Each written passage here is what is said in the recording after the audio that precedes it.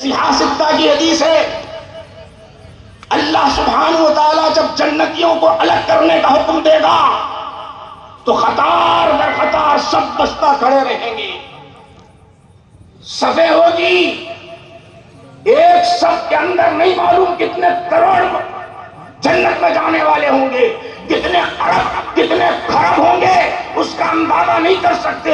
ایک صف کے اندر اس طرح جنت میں جانے والی صفیں جو ہوگی 120 صفیں ہوگی، 120، جس کے اندر حضرت آدم سے لے کر عیسیٰ علیہ السلام تک کی امت کے افراد بھی ہوں گے۔ 1,24,000 انبیاء آئے، ہر نبی کی امت ہوگی، جنت میں جانے والی آدم کی امت ہوگی، ابراہیم کی امت ہوگی، اسماعیل کی امت ہوگی، موسیٰ کی امت ہوگی، عیسیٰ کی امت ہوگی، میرے نبی کی امت ہوگی۔ 1,24,000 انبیاء کی امتیں ہوں گی اور 120 ٹوٹل 120 صفوں کے اندر ایک صف میں اربوں خربوں گن نہیں سکتے، ایک صف کے اندر اتنے جنت میں جانے والے، ان کے نام اصحاب المیمنہ، قرآن کہتا ہے اصحاب المیمنہ ما اصحاب المیمنہ واصحاب المشأمہ ما اصحاب المشأمہ، جن کے ہاتھ میں صحیفے سیدھے ہاتھ میں دیے جائیں گے وہ جنتی ہوں گے۔ صحابہ نے پوچھا یا رسول اللہ صلی اللہ علیہ وسلم آپ کی امت کی کتنی صفیں ہوں گی؟ 120 صفیں جو ہے، 1,24,000 انبیاء ایک طرف، اس میں سے چھانٹ کر کتنے صفیں الگ کرنا پڑے گا یا رسول اللہ؟ کتنے صفیں دیگر انبیاء کی امتیں جائیں گی؟ تو اللہ کے رسول ارشاد فرماتے ہیں 120 کے اندر 80 صفیں میری امت کی ہوں گی، سارے کے سارے جنت میں چلے جائیں گے۔ 40 صفیں تو ہوں گی، 40 صفیں تو ہوں گی، 1,24,000 انبیاء کی امتیں ہوں گی، وہ 40 صفیں پورے انبیاء کی 40 صفیں ہوں گی، اور میں تنہا ہوں گا، میری امت جو ہے 80 صفوں میں کھڑی ہوگی اور جنت میں چلے جائے۔ سبحان اللہ، نعرہ تکبیر، نعرہ رسالت، فیضان محدث دکن، نجم المحدثین، سبحان اللہ سبحان اللہ۔ میرے بھائیوں، نوجوانوں، بیٹھنے والوں، ٹھہرنے والوں، سننے والوں، میں آپ سے پوچھنا چاہتا ہوں، ہر شخص اپنے اعمال سے بخوبی واقف ہے، ہم کتنے نمازیں پڑھتے ہیں، کتنی عبادتیں کرتے ہیں، کون سی چیز ہمیں جنت میں لے جا رہی ہے؟ کیا ہمارے اعمال؟ کیا ہمارے کردار؟ کیا ہماری نمازیں؟ نہیں، یہ نسبت مصطفیٰ ہے، حضور کی نسبت ہماری جڑ گئی، ہماری نسبت حضور سے جڑ گئی تو ہمارے لیے یہ مقام ہے، یہ وہ مقام ہے کہ ہم جو ہے اتنی تعداد میں جنت میں چلے جا رہے ہیں۔ آئیے آپ میں اس کی وضاحت کرتا چلوں، ہمارا مقام مرتبہ پھر ہم آج کس لیول میں ہو بتانا چاہتا ہوں، ہماری سطح کتنی گری ہوئی ہے وہ بتانا چاہتا ہوں۔ حضور ارشاد فرماتے، بخاری شریف کی حدیث سن لیجئے، لوگ کہتے ہیں حدیث ضعیف ہے، اسی لیے کہہ رہا ہوں بخاری شریف کی حدیث صحیح حدیث ذکر کر رہا ہوں، جہاں ضعیف حدیث آ گئی تو بول دوں گا کہ ضعیف حدیث ہے۔ بعض میرے نوجوان ایسے بھی ہیں، آج کل کوئی بھی ملا مولوی بن جا رہا ہے، اپنے آپ کو عالم سمجھ کر، اپنے آپ کو بڑا پیش کرتے ہوئے عجیب عجیب باتیں انٹرنیٹ پر ڈال دیتا ہے تو اس کو فالو کرتے چلے جا رہے ہیں، بھٹکتے چلے جا رہے ہیں۔ میں انشاءاللہ آخر میں بات بتاؤں گا کون کون کیا کیا فکر ہے، سن لیجیے، آپ کو بتا رہا ہوں میں آپ کو۔ حضور کیا ارشاد فرماتے ہیں، بخاری شریف کی حدیث میں آتا ہے، انا سید ولد آدم یوم القیامہ، میں قیامت کے دن حضرت آدم علیہ السلام کی اولاد کا سردار ہوں گا۔ حضرت آدم علیہ السلام کی اولاد میں سب آ گئے، 1,24,000 انبیاء علیہ السلام آ گئے، قطب آ گئے، ابدال آ گئے، غوث آ گئے، خواجہ آ گئے، سب آ گئے، سب کا میں سردار رہوں گا، اور دنیا میں بھی سردار ہیں۔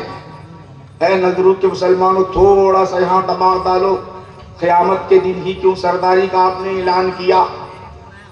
کیا بات ہے، میں قیامت میں سب کا سردار ہوں، سارے نبیوں کا سردار، سارے رسولوں کا سردار، سارے اولیاء کا سردار، سارے قطب کا سردار، سارے ابدال کا سردار، سارے غوث کا سردار، سارے خواجہ کا سردار، میں سرداری میری ہوگی۔ کیا بات بتلانا یہ چاہتے ہیں؟ دنیا میں تو لوگ سردار بنے، دنیا میں تو لوگ وزیر اعظم بنے، دنیا میں تو لوگ بادشاہ بنے، دنیا میں تو لوگ لیڈر بنتے رہے، دنیا میں تو لوگ کرسی پر بیٹھتے رہے، مگر محشر کے دن نہ کسی کی سرداری ہوگی، نہ کوئی وزیر اعظم رہے گا، نہ کوئی سردار ہوگا، کوئی نہیں ہوگا۔ ایسے سمے میں کیا ہوگا جانتے ہو؟ وہاں کیا ہوگا؟ ایک آواز آئے گی، ایک ندا آئے گی۔ کیا ندا آئے گی جانتے ہو؟ لمن الملک اليوم، لمن الملک اليوم۔ قیامت کا دن بڑا کٹھن دن ہوگا، سورج کو اس کی شعاؤں کو ختم کر دیا جائے گا، چاند کو ختم کر دیا جائے گا، زمین کو ختم، پہاڑوں کو ختم، سمندر کو ختم، ساری کائنات جب ختم ہو جائے گی، کائنات میں کوئی چیز باقی نہیں رہے گی، اس وقت اللہ تعالیٰ کی جانب سے ایک ندا ہوگی، لمن الملک اليوم۔ آج کے دن کس کے لیے بادشاہت ہے؟ آواز آئے گی لمن الملک اليوم، لمن الملک اليوم، تو ایک آواز آئے گی للہ الواحد القہار۔ آج صرف بادشاہت اللہ کے لیے ہے، اس کے سوا اور کسی کے لیے نہیں ہے۔ دنیا میں بادشاہ آئے چلے گئے، دنیا میں رہی بادشاہت، مگر اس دن بادشاہت کسی کی نہیں ہوگی، کسی کی جرأت نہیں ہوگی، کسی کی بادشاہت نہیں ہوگی، کسی کی وزارت نہیں ہوگی، کسی کی صدارت نہیں ہوگی۔ آواز آئے گی لمن الملک اليوم۔ آج محشر کا دن ہے، بڑا کٹھن دن ہے، نہ چاند ہے، نہ سورج ہے، نہ شعاعیں ہے، نہ کرنیں ہے، نہ جگمگاہٹ ہے، نہ ستارے ہے، نہ سمندر ہے، نہ کوئی چیز ہے، بس انسانیت اٹھ کر کھڑی ہوئی ہے۔ ایسے سمے میں ایک آواز آئے گی لمن الملک اليوم۔ آج کی بادشاہت کس کے لیے ہے؟ آواز آتے جائے گی للہ الواحد القہار، ایک خدا جو غالب ہے، سب پر غالب ہے، اس کی بادشاہت ہے، اس کے سوا کوئی بادشاہ نہیں ہوگا۔ ایسے سمے میں میرے نبی ارشاد فرماتے ہیں جہاں بادشاہت خدا کو ہوگی وہاں سرداری میری ہوگی، بادشاہت خدا کی ہوگی، سرداری میری ہوگی۔ اور سبحان اللہ، سبحان اللہ، نعرہ تکبیر، نعرہ رسالت، فیضان محدث دکن۔ کوئی جرأت نہیں کرے گا میرے بھائیوں، کوئی بول نہیں سکے گا۔ نبی کہیں گے خاموش رہو، رسول کہیں گے خاموش رہو، زبان نہ کھولو۔ اللہ بڑے جلال میں ہے، اللہ بڑے غضب میں ہے، للہ الواحد القہار۔ آج صرف بادشاہت اسی کے لیے ہے۔ ایسے سمے میں اللہ کے رسول ارشاد فرماتے ہیں میں سردار ہوں گا، مجھے سرداری عطا کی جائے گی۔ سردار کا مطلب جانتے ہو؟ سردار وہ ہوتا ہے، ہم دنیا میں دیکھتے ہیں وہ آگے آگے رہتا ہے، پیچھے پیچھے امت ہوتی ہے۔ آقا کے لیے ایک جھنڈا، سب سے بڑا جھنڈا ہوگا، آقا آگے آگے ہوں گے، امت پیچھے پیچھے ہوگی، رسول ساتھ ساتھ ہوں گے۔ یہ جھنڈا جائے گا، ہر کوئی امتی چاہے گا آج مجھے میرے نبی کے جھنڈے کے نیچے جگہ مل جائے، ہر کوئی چاہتا رہے گا۔ ولیوں کو تو جگہ مل جائے گی، قطب کو تو جگہ مل جائے گی، ابدال کو تو جگہ مل جائے گی، اللہ والوں کو تو جگہ مل جائے گی۔ امت کے افراد بعض ایسے بھی ہوں گے، گناہگار ہوں گے، نبی کا جھنڈا اور ہمیں جگہ ملے گی یا نہیں ملے گی؟ اللہ کے رسول فرمائیں گے آؤ میرے ساتھ چلتے چلے جاؤ، اپنے جھنڈے میں لیں گے اور یہ قیادت چلتے رہے گی، آگے بڑھتے رہے گی، آگے بڑھتے رہے گی۔ سبحان اللہ، سبحان اللہ۔ پھر اس کے بعد کیا ہوگا جانتے ہو؟ حضور نبی کریم صلی اللہ علیہ وسلم ارشاد فرماتے ہیں میں رب کائنات کی ایسی تعریف بیان کروں گا، حمد بیان کروں گا، ایسی تعریف کروں گا، ابتدا سے انتہا تک نہ کوئی فرشتہ کیا، نہ رسول کیا، نہ نبی کیا، وہ اسی اللہ کی تعریف میں بیان کرتا جاؤں گا۔ اللہ نے وعدہ کیا، سن لو قرآن کیا کہہ رہا ہے، یہاں میرے بیٹھنے والوں، اپنے برابر بنانے والوں، ذرا سنو میرے نبی کی شان کیا ہے. ہماری طرح رسول کہنے والوں، ہماری طرح انسان کہنے والوں، یہ فکر دینے والوں سن لو میرے نبی کی شان کیا ہے. اللہ کہتا ہے عسیٰ ان یبعثک ربک مقاما محمودا. انبیاء کی زبانیں نہیں کھلے گی، رسولوں کی کوئی زبان نہیں کھلے گی، بلکہ اللہ نے کہا کہ حبیب تمہارا پروردگار عالم تمہیں مقام محمود عطا کرنے والا ہے. 15واں پارہ، 15ویں پارے کے اندر اللہ نے ارشاد فرمایا عسیٰ ان یبعثک ربک مقاما محمودا. ان قریب تمہارا رب تمہیں مقام محمود عطا کرے گا. کیا وہ نظارہ ہوگا میرے آقا سرداری کا جھنڈا لیتے ہوئے امت کو ساتھ لے کر جا رہے ہوں گے، اللہ کی تعریف بیان کریں گے. اس وقت کیا ہوگا؟ عرش کے بازو میں ایک کرسی رکھ دی جائے گی. قاضی یاز رحمت اللہ علیہ فرماتے ہیں وہ کرسی ایسی بہترین ہوگی، نہ چاند کے اندر وہ رونق ہے، نہ ستاروں کے اندر وہ روشنی ہے، نہ سورج کے اندر، نہ عرش کے اندر. کائنات میں ویسی خوبی ہے ہی نہیں، ویسی کرسی رکھ دی جائے گی، میرے آقا اس پر جل بگر ہوں گے. یہ مقام ہے، مقام محمود ہے، مقام محمود. سبحان اللہ، سبحان اللہ. یا رسول اللہ. سب میں افضل ہے بولتے نہیں بولتے؟ یہود بولتے ہیں ہم سب میں افضل، نصارہ بولتے ہیں ہم سب میں افضل. نصارہ کا مطلب عیسیٰ علیہ السلام کے ماننے والے، کرسچن جس کو کہتے ہیں. یہود موسیٰ علیہ السلام کو ماننے والے، اور مسلمان نبی کریم صلی اللہ علیہ وسلم کو ماننے والے. یہ جو مسئلہ ہے نا بیٹا، بچوں ذرا ذہن میں بٹھا لو، ہمیشہ کے لیے بڑا کام میں آئے گا.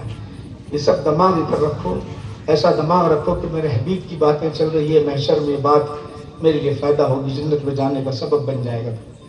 غور سے سنو، حدیث پیش کر رہا ہوں. جس طرح آج بھی اگر کسی عیسائی کے پاس آپ چلے جائیں تو عیسائی کے پاس اگر چلے جائیں تو وہ کہے گا کہ عیسیٰ علیہ السلام افضل ہے، لڑے گا آپ سے. یہودی کے پاس چلے جائیں تو وہ کہے گا کہ موسیٰ علیہ السلام افضل ہے. مسلمان کے پاس آئے گا تو مسلمان کہیں گے محمد عربی صلی اللہ علیہ وسلم. سبحان اللہ. اب قرآن اور حدیث کیا کہتی ہے اس کو سمجھ لیں تو تاکہ ہم فیصلہ کر سکیں گے. سن لو، میں آپ کو آسانی سے سمجھاتا ہوں تاکہ آپ کے ذہن میں اچھی طرح بیٹھ جائے، ذہن میں ایسا بیٹھ جائے کہ پھر نہ نکلے. اس کے آگے کی جو حدیث میں نے پڑھی ہے بخاری کی، وہ اگلا جملہ پہلے سن لیجیے. حضور ارشاد فرماتے اول من ينشق عنه القبر. سب سے پہلے میرے لیے شق ہوگی قبر میں، سب سے پہلے نکلوں گا، سب سے پہلے قبر سے نکلوں گا. یہاں یہ بولو کوئی فضیلت معلوم ہو رہی ہے آپ کو؟ اگر عام آدمی سوچے تو کوئی فضیلت قبر سے میں پہلے اٹھوں گا کوئی معنی ہے؟ ایسا کوئی فضیلت تو نہیں دکھ رہی. سب سے پہلے مگر فضیلت حضور بیان کر رہے ہیں. اب اگر آپ سمجھو گے تو آپ آسانی سے بات سمجھ میں آئے گی. یہ کائنات ہے نا بھائی، چاند ہے، سورج ہے، ستارے ہیں، اسی طرح عرش ہے، فرش ہے، لوح ہے، قلم ہے. تو اللہ سبحانہ و تعالیٰ ساری کائنات کو وجود عطا کرنا چاہتا. عرش کو، فرش کو، سورج کو، ستاروں کو، لوح کو، قلم کو، جنت کو، سب کو بنانا چاہا. تو اللہ کے پاس جو افضل چیز تھی، سب سے اہم جو چیز تھی، اللہ اس چیز کو بنایا. وہ کون سی چیز ہے؟ حدیث میں آتا ہے، حضور ارشاد فرماتے ہیں اول ما خلق اللہ نوری. سب سے پہلے میرے نور کو اللہ نے بنایا. نہ اس وقت لوح، نہ قلم، نہ عرش، نہ فرش، نہ جنت، نہ فرشتے، کوئی چیز نہیں تھی، بس میرا نور تھا.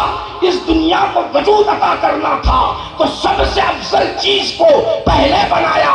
وہ کون ہے؟ میرے نبی کا نور ہے. افضلیت کے اعتبار سے حضور کا نور اول ہے، اس لیے کائنات کو جب وجود عطا کیا تو میرے نبی کے نور کو بنایا. اب آؤ، اس کائنات کو جب ختم کر دے گا، چاند بھی ختم، سورج بھی ختم. قیامت کا مطلب یہ ہے کہ چاند بھی ختم، سورج بھی ختم، ستارے بھی ختم، پہاڑ بھی ختم، آسمان بھی ختم، انسان بھی ختم، اجنہ بھی ختم، فرشتے بھی ختم. کوئی چیز نہیں ہوگی بلکہ ایک اور دنیا بنانا ہوگا، بلکہ ایک اور عالم کو وجود عطا کرنا ہوگا، تو اس وقت فضیلت والی کون سی چیز ہے؟ اب کیا بنانا چاہیے؟ چاند تو ختم، سورج تو ختم، ستارے تو ختم، فرشتے تو ختم، اب کس کو وجود دینا ہے؟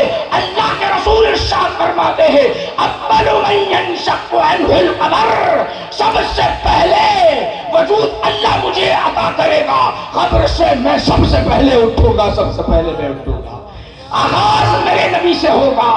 اور سنو اے امت محمدیہ صلی اللہ علیہ وسلم، سب سے پہلے میرے نبی اٹھیں گے۔ بخاری کہہ رہی ہے بعد میں ہم آئے مگر جنت میں جانے والے سب سے پہلے ہم ہوں گے، وہ یہود بھی ہوں گے، عیسائی بھی ہوں گے، سب ہوں گے، مگر جنت میں جانے والے سب سے پہلے کون ہوں گے؟ ہم ہوں گے۔ سبحان اللہ۔ کیا کارنامہ انجام دیا جس کی وجہ سے جنت میں چلے جا رہے؟ فرسٹ، یہ نسبت رسول ہے، نسبت نبی ہے۔ اسی لیے میرے بھائیوں، ہمیں نسبت جڑ گئی اللہ کے رسول سے، ہمارا مقام مرتبہ بلند ہو گیا۔ آؤ ایک اور حدیث پیش کرتا ہوں تاکہ آپ کے ذہن میں بیٹھ جائے، مضمون ذہن میں آ جائے۔ ہمارا مقام، حضور ارشاد فرماتے ہیں کیف اذا نزل، بخاری شریف، کیف اذا نزل عیسی ابن مریم امامکم منکم، بخاری میں آتا ہے، بخاری شریف کے اندر آتا ہے۔ جب حضرت عیسیٰ علیہ السلام آئے اس دنیا میں، وہ دین کی جب تبلیغ کرتے تو کیا کرتے تھے جانتے ہو؟ اس زمانے میں، عیسیٰ علیہ السلام کے زمانے میں کیا تھا؟ جس طرح کرونا ہے نا، کرونا، ویسے لوگ کرونا میں مر رہے تھے، ویسے ایک مرض آ گیا تھا، مرتے چلے جا رہے تھے۔ اور ان کے زمانے میں بہت سارے نابینا، ایک گھر چھوڑ دے دوسرا گھر چھوڑ دے، نابینا بینائی نہیں رہتی تھی۔ اور اکثر مریض کیسے تھے جانتے ہو؟ ان کے ہاتھ کے جو ہے نا، ہاتھ کے، جس کو کوڑی کا مرض کہتے ہیں، برس کا مرض، وہ مرض لاحق تھا۔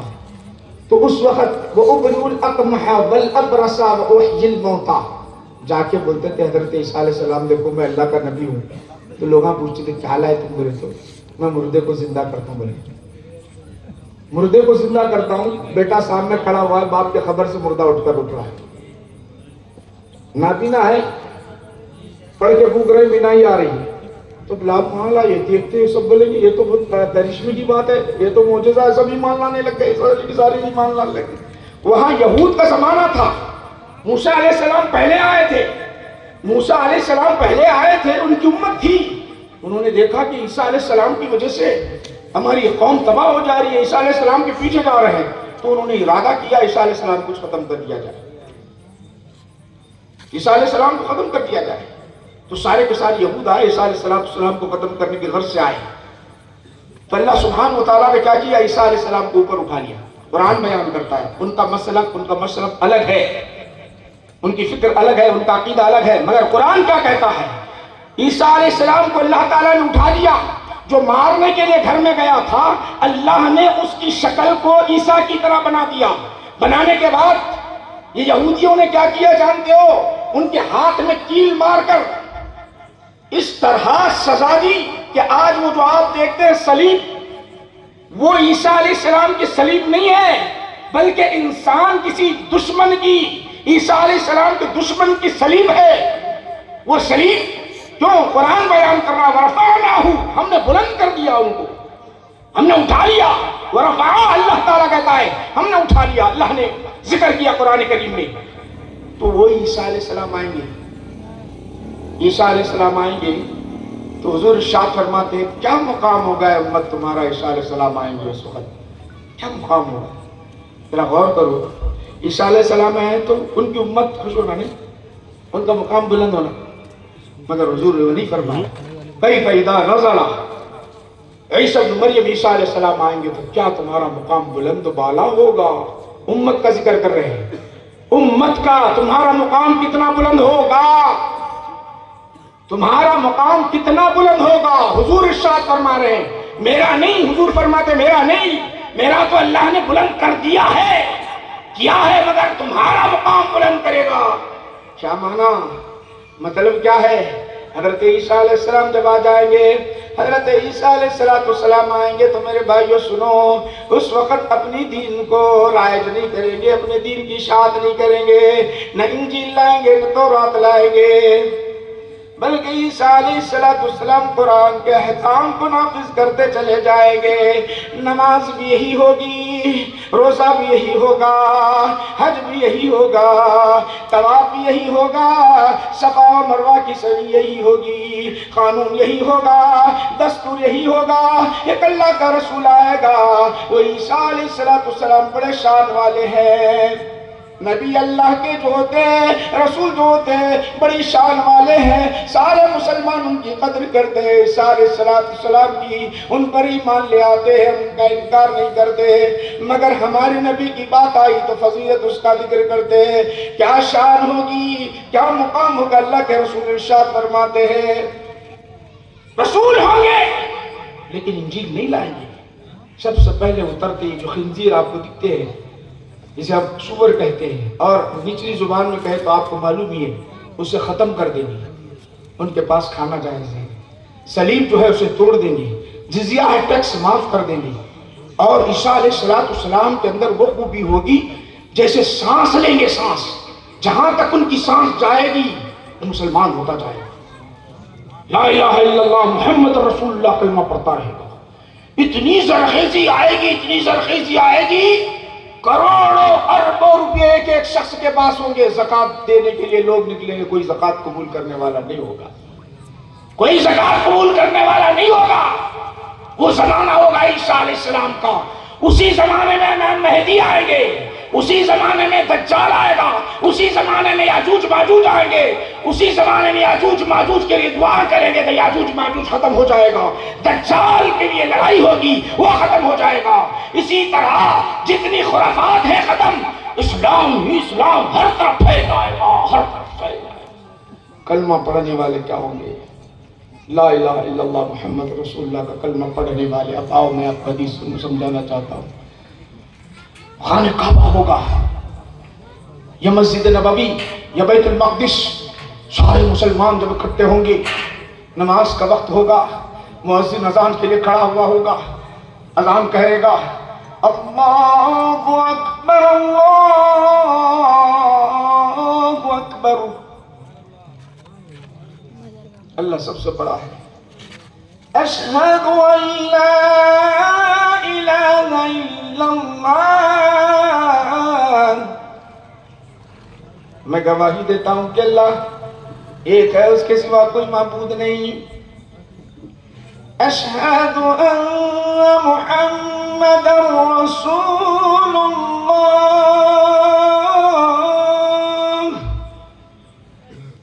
اذان ہوگی، اذان کے کلمات ہوں گے، میں گواہی دیتا ہوں کہ محمد صلی اللہ علیہ وسلم اللہ کے رسول ہے۔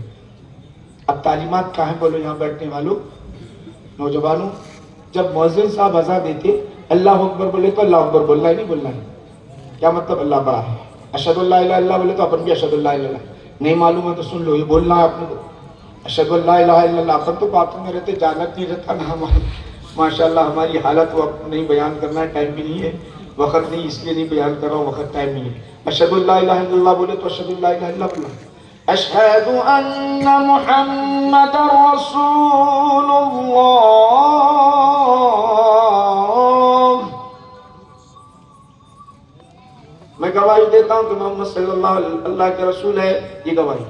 تو وہاں عیسیٰ علیہ السلام بھی ہوں گے، وہاں عیسیٰ علیہ السلام بھی ہوں گے۔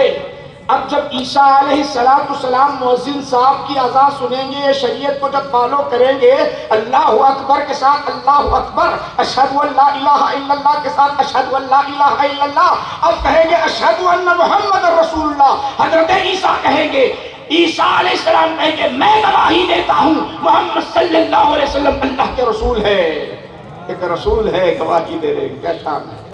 اب آؤ آپ ایک بات بیان کر رہا ہوں حدیث کا، کیونکہ بہت لمبی باتیں تھیں، مولانا اس کتاب کو سننا ہے۔ حضور ارشاد فرماتے ہیں، سن لیجیے، اکٹھے ہوں گے کروڑوں اربوں خربوں مسلمان ایک جگہ جمع ہوں گے، نہیں معلوم خانہ کعبہ میں، نہیں معلوم بیت المقدس میں، نہیں معلوم مسجد نبوی میں، اذان تو ہوگی، سب آئے ہوئے ہوں گے، مصلی خالی ہوگا، اب امامت کون کرے؟ وہاں امام مہدی علیہ السلام بھی ہوں گے، وہاں عیسیٰ علیہ السلام بھی ہوں گے، امام مہدی امتی ہوں گے۔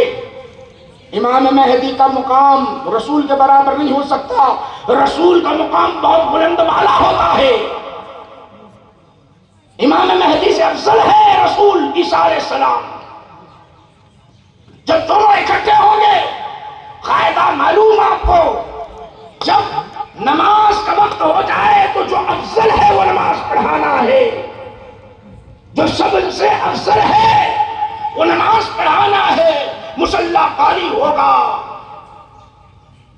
حضور ارشاد فرماتے ہیں، امام مہدی علیہ السلام عیسیٰ علیہ السلام کے دربار میں جا کر عرض کریں گے، اے عیسیٰ، آپ اللہ کے رسول ہیں، اللہ نے آپ کو بڑا مقام عطا کیا، مصلی خالی ہے، آگے بڑھ جائیے، آگے بڑھ کر نماز پڑھائیے۔ امام مہدی علیہ السلام جب یہ کہیں گے تو اس وقت عیسیٰ روح اللہ کیا کہیں گے، عیسیٰ علیہ السلام کیا کہیں گے، سن لیجئے۔ عیسیٰ علیہ السلام کہیں گے، گویا یہ کہہ رہے ہوں گے، ذرا سنو تو صحیح، جس وقت بیت المقدس کے اندر محمد عربی صلی اللہ علیہ وسلم کو معراج میں وہاں لایا گیا تو وہاں کیا تھا جانتے ہو؟ معراج میں آسمانوں پر جنت کی سیر کرائی گئی، میں بیت المقدس جب آئے 1,24,000 حضرت اعظم سے لے کر مجھ تک، عیسیٰ تک، نبی و رسول وہاں موجود تھے، سب اکٹھے تھے، سب جمع تھے۔ محمد عربی آخر میں آتے ہیں، ہم استقبال کرتے ہیں، وہاں اعلان ہوا جو سب سے افضل ہے وہ نماز پڑھائے گا۔ جبرائیل نے کائنات کا ذرہ ذرہ تلاش کیا، رب کے دربار میں عرض کیا، مولا کریم محمد عربی سے بڑھ کر کوئی افضل نہیں، تو اللہ نے کہا محمد عربی کو سامنے بڑھا دیا جائے۔ اس وقت 1,24,000 کی قیادت کرنے والے، امامت کرنے والے میرے نبی ہیں۔ تو عیسیٰ علیہ السلام کہیں گے، اس وقت کیا کہیں گے جانتے ہو؟ امام مہدی کہیں گے، اے عیسیٰ روح اللہ، آپ نماز پڑھائیے، آپ آگے بڑھ جائیے۔ تو کہیں گے، سنو سنو ہے امام مہدی، ہم نے آپ کے نانا جان کے پیچھے بیت المقدس میں نماز ادا کی ہے، آج نوازے کے پیچھے نماز پڑھنا چاہتے ہیں۔ امامت کرنے والا کون ہوگا؟ عیسیٰ علیہ السلام نہیں ہوں گے، اس امت کے فرد امام مہدی آگے بڑھیں گے، عیسیٰ پیچھے ہوگا علیہ السلام۔ سبحان اللہ، سبحان اللہ، نعرہ تکبیر، نعرہ رسالت، نعرہ رسالت۔ نعرہ مختصر بتا رہا ہوں میں آپ کو، حضور کے الفاظ سن لیجئے، آپ اپنے دل میں بٹا لیجئے۔ امام منکم فرمایا، حضور بخاری شریف میں آتا ہے، امام تمہارا ہوگا۔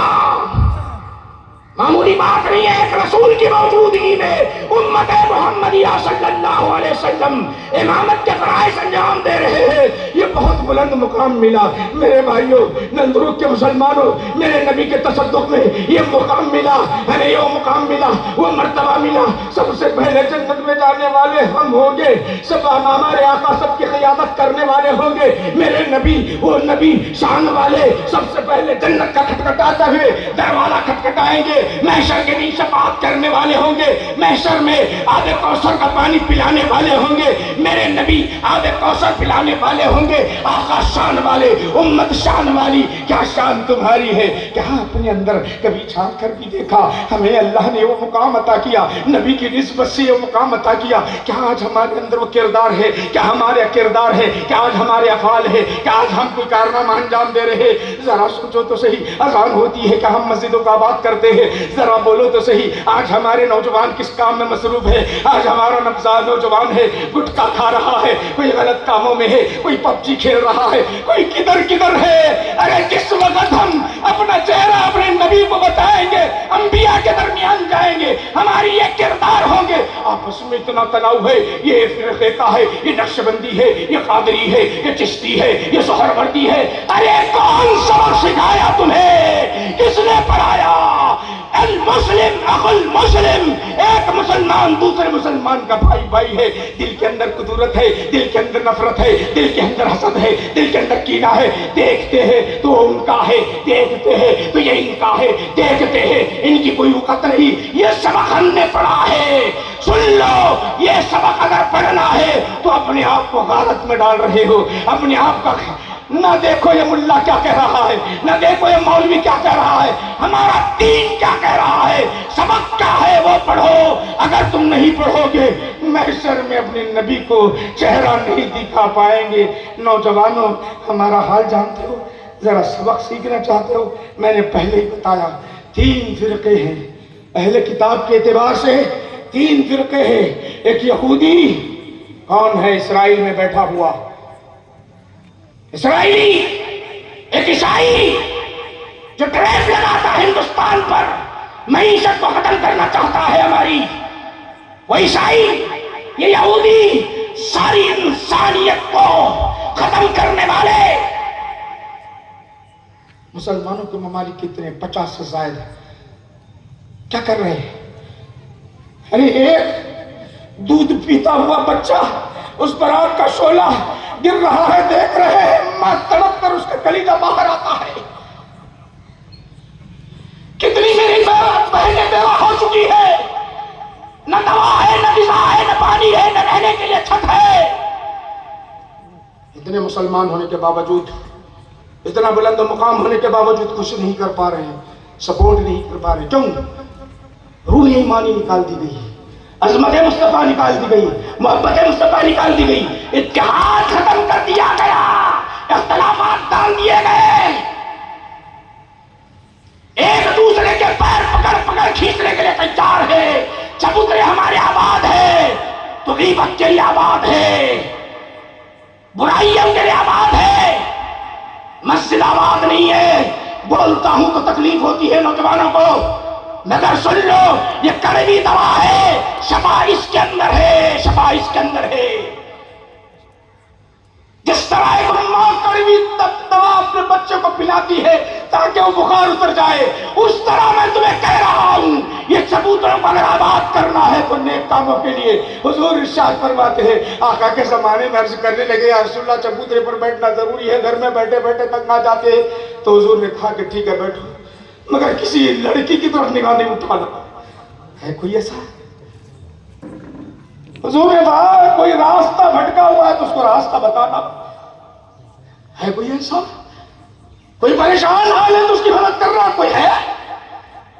افسوس ہے میرے بھائیو، وقت چونکہ مجھے اجازت نہیں دے رہا، بہت ساری چیزیں تھی بیان کرنے کی،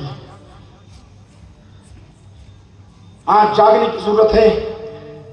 آپ ذرا اپنے اندر غور کرو، ہمارا ذرا آخر بات بتا رہا ہوں۔ اسرائیل لڑا کیوں ہے؟ بمشکل 50 لوگ اس کے غزہ والوں کے پاس ہیں، 50 اس سے زیادہ نہیں ہے، صرف اپنی فوج کو بچانے کے لیے لڑا ہے۔ اور جانتے ہو ایک فوجی اسرائیلی کا جب چھوڑ دیا جاتا ہے تو فلسطینی کتنے چھوڑ دیے جاتے ہیں؟ 100۔ اپن خوش ہوتے دیوانے، ارے ہمارے 100 مسلمان چھوٹ گئے، اس کا ایک چھوٹا، ارے بدبختو سوچو ذرا غور کرو، وہ یہ بتا رہا ہے اے مسلمانوں تمہاری کوئی خون کی اہمیت نہیں ہے، ہمارا ایک آدمی 100 آدمی اتنا ہے، تمہاری کوئی حقیقت نہیں ہے، 100 کو چھوڑ رہے ہیں ایک آدمی کے خاطر۔ یہ بتا رہے ہیں تمہارے 100 آدمی کو چھوڑ رہے ہیں، ہمارا ایک آدمی لے رہے ہیں، اگر وہ نہ ہوتا تو تمہاری کوئی وقت نہیں تھی۔ یہ ہم نے بنایا اپنی حقیقت کو علم سے دور، اخلاق سے کوسوں دور، کردار سے کوسوں دور، لڑائیوں میں پہلے، جھگڑوں میں پہلے۔ میرے بھائیوں آپ کو مشن بتانا چاہتا ہوں، خواجہ معین الدین چشتی رحمت اللہ علیہ جب آئے، بنجر زمین تھی، آج اسلام کتنا پھیلا ہوا ہے، دنیا کے اندر اتنا اسلام مسلمان نہیں ہے۔